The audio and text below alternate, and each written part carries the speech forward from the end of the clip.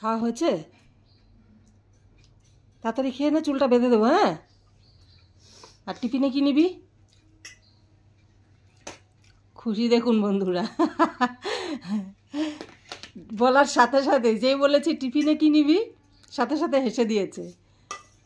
আর সবসময় ওর একটু ভালো চমচমা খাবার চাই। রুটি দিলে মুখটা গোমড়া হয়ে যাবে। রুটি পরোটা এগুলো দিলে, পরোটা দিলে তবু ঠিক আছে, যদি শুকনো রুটি দিই তাহলে মুখটা গোমড়া হয়ে যাবে। আর যদি চাউমিন, ম্যাগি, তারপর এগরোল, এগুলো ভালো ভালো খাবার, এগুলো দিলে খুব খুশি। এগুলো খাবার আমি রোজ রোজ দিতে হবে, তাই না? ভাত ছেড়ে চাউমিন খাওয়া শুরু করেছে। এই ভাতটা পুরোটা খা। হ্যাঁ, ভাতটা শেষ করো। লাস্টে না, লাস্টে না। এই টিফিন করে এসে বসলাম, সবাইকে খেতে দিয়ে এবার আমি একটু চা খেয়ে নিই। চাটা ঠান্ডাই হয়ে গেছে। আমি প্রত্যেক দিন চা করে এগুলো করে টোরে চা বেড়ে রাখি। এবার প্রত্যেক দিন এগুলো করে টোরে যখন চাটা খাই, চা হয়ে যায় ঠান্ডা। আর একা একা চা খেতেও ইচ্ছা করে না। এই জন্যই তো চাটা খাচ্ছি। তুমি বসে আছো যে? আমার মেয়ে বসে আছে আমার জন্য। এবার কি করব না করব, বাজার যাব না যাব না বুঝতে পারছি না। কি করব আজকে? ও হ্যাঁ, আজকে থেকে তো না, ঘুমিয়ে থাকো না। আজকের থেকে তো আমরা মাছ খেতে পারবো। আজকে তো মাছ রান্না হবে। এতদিন তো নিরামিষ ছিল, বন্ধুদের ভালো ওরকম রেসিপি দেখাতে পারিনি। আজ মাছ রান্না করব। তাহলে দেখি কি মাছ রান্না করি। দেখতে থাকুন আর সঙ্গে থাকুন। ঘুমিয়ে থাকো। মেয়ে বলছে ঘুমিয়ে থাকতে, তাই না? মেয়ে বলছে ঘুমিয়ে থাকতে। ঘুমিয়ে থাকো। তা খাবি না তো? দুপুরে খাবি না তো এসে? ঠিক আছে, তাহলে বন্ধুরা আজকে রান্না করছি না, কারণ মেয়ে বলছে খাবে না। ওই দেখুন, এই দেখুন, ভাত খাওয়া হয়ে গেছে। ভাতটা খাওয়ার পরে আবার চাউমিনটা খাচ্ছে। খাস না? সাইকেল বাবার সাথে যাবি না? ঠিক আছে, তাহলে চলুন দেখতে থাকুন। নমস্কার বন্ধুরা, সম্পাস ভ্যারাইটি ব্লগে আপনাদের সবাইকে স্বাগত। আর মেয়ের বাবা স্কুলে বেরিয়ে গেছে। এবার আমি সকাল সকাল তাড়াতাড়ি কাজগুলো সেরে নিই। আজ বৃহস্পতিবার, আর বৃহস্পতিবার এমনিও অনেক কাজ থাকে। তাহলে চলুন এবার যাই, একটু কাজগুলো সেরে এবার যাব রান্নাঘরে। আজ দারুণ একটি রেসিপি দেখাবো আপনাদের। তাহলে চলুন কাজটা সেরে আবার আপনাদের সামনে আসছি। তাহলে বন্ধুরা রান্নাঘরে চলে এসেছি আমার কাজ কমপ্লিট করে। আর এদিকে কড়াইও বসিয়ে দিয়েছি। তাহলে চলুন এবার শুরু করি। এদিকে আমি কড়াই বসিয়ে দিয়েছি। এবার আমি আঁচটা কমিয়ে রেখেছি। হালকা আঁচে আমি একটু ছাতু ভেজে নেব। 1 কাপ মতো ছাতু দিয়ে দিচ্ছি, একটা আন্দাজ করে। এবার আমি ছাতুটা হালকা আঁচে একটু ভেজে নেব। আঁচটা কমিয়ে রেখেছি যাতে পুড়ে না যায়। আর বন্ধুরা আপনারা যে যেখান থেকে আমার এই রেসিপি দেখছেন, পুরোটা রেসিপিটা দেখবেন, তাহলে বুঝতে পারবেন।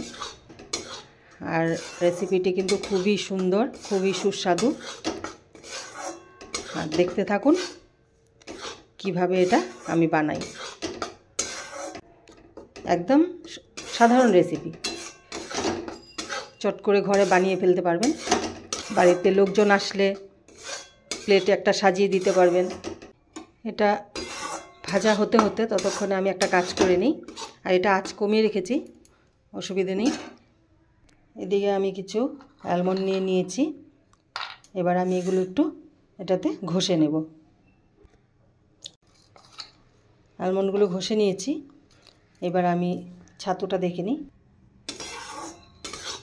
দেখুন, ছাতুটা যখন প্রথম দেই কড়াইয়ে তখন কালারটা একটু সাদা সাদা ছিল। এবার একটু কালারটা চেঞ্জ হচ্ছে। তেলে ফ্রাই হচ্ছে না, এটা শুকনো খোলায় একটু টেলে নেওয়া হচ্ছে। আর আপনারা চাইলে সামান্য ঘিও দিতে পারেন, একটু ঘি দিলেও ভালো হয়। আমি ঘিটা দেব, এখন দিচ্ছি না। হয়ে গেছে, এবার এটা আমি নামিয়ে দেব। দেখুন কালারটা অনেকটা চেঞ্জ হয়ে গেছে।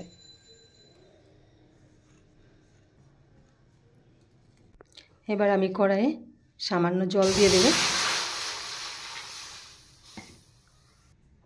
1 কাপের মতো ছাতু নিয়েছিলাম। আর এবার হাফ কাপের মতো আমি চিনি দিয়ে দিচ্ছি। চিনিটা ভালো করে গলিয়ে নেব। চিনিটা গলে গেছে, এবার আমি দিয়ে দেব সামান্য এলাচের গুঁড়ো। আর এলাচের গুঁড়োটা বেশি দিচ্ছি না, বেশি দিলে একদম উগ্র লাগবে, খেতে ভালো লাগবে না, শুধু এলাচ গন্ধই বেরোবে। তাই এলাচটা আমি একটু কম করেই দিচ্ছি, আপনারা আপনাদের আন্দাজ মতো দেবেন। এবার আমি দিয়ে দেব গুঁড়ো দুধ। এবার গুঁড়ো দুধ আপনারা কতটা দেবেন আপনাদের আন্দাজ মতো দেবেন। আমি এখানে হাফ কাপের মতো দিচ্ছি।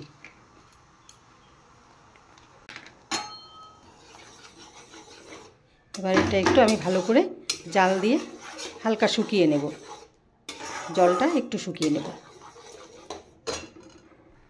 এবং জাল দিয়ে একটু জলটা শুকিয়ে নিয়েছি, আর দুধটা ঘন হয়ে গেছে অনেকটা। এবার আমি ভেজে রাখা ছাতু দিয়ে দেব।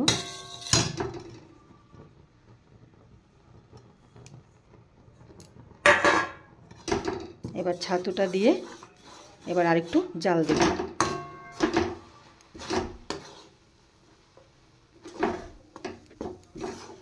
ভালো করে মিশিয়ে নেব এটা। আবার এটা না ধরলে হবে না, একটু সাঁড়াশি দিয়ে ধরে নিই। মিশিয়ে নিয়েছি ভালো করে। এবার আমি 1 চামচ ঘি দিয়ে দেব। এবার আরেকটু ভালো করে মিশিয়ে নেব। এবার আমি এই থালায় সামান্য ঘি দিয়ে দেব, আর ঘিটা পুরো থালাটায় ভালো করে মাখিয়ে নেব। পুরো থালায় ভালো করে ঘি মাখিয়ে নিয়েছি, আর এদিকে এটাও রেডি। এবার এটা আমি নামিয়ে দেব। নামিয়ে দিয়েছি। এবার এটা ভালো করে একটু মিশিয়ে নিতে হবে। আমি ক্যামেরা ধরে এটা পারবো না, তাই ক্যামেরাটা রেখে আমি একটু মিশিয়ে নিই। মিশিয়ে নিয়েছি ভালো করে। এবার আমি এটা একটু ছড়িয়ে দেব। আর যা সেন্ট বেরিয়েছে বন্ধুরা, একটু মেলে দিয়েছি আর ঠান্ডা হয়ে গেছে। এবার আমি এগুলো পিস করে নেব। এগুলো পিস করে নিয়েছি। এবার আমি উঠিয়ে নেব একটা একটা করে। আর দেখুন খুব সুন্দর উঠে যাচ্ছে।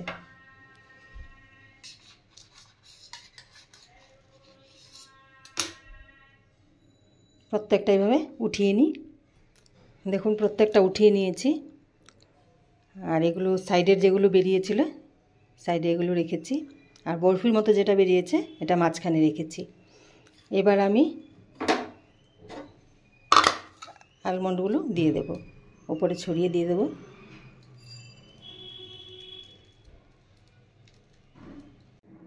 তাহলে রেডি ছাতুর সুইট ডিশ। বন্ধুরা আপনারা আগে এইভাবে ছাতু দিয়ে সুইট ডিশ কিছু খেয়েছেন কি না অবশ্যই কমেন্ট করে জানাবেন। আর আমি যেটা বানিয়েছি একবার অবশ্যই ট্রাই করে দেখবেন। তাহলে এবার এটা একটু আমি ঠান্ডা হতে দেব, আর যত ঠান্ডা হবে শক্ত হবে। দেখুন এখনই অনেকটা শক্ত হয়ে গেছে দেখুন, আর খেতেও অসাধারণ হবে। তাহলে আজকের এই সুইট ডিশ আপনাদের কেমন লাগলো অবশ্যই কমেন্ট করে জানাবেন। তাহলে বন্ধুরা আমি একটা খেয়ে আগে ট্রাই করে দেখি কেমন হয়েছে।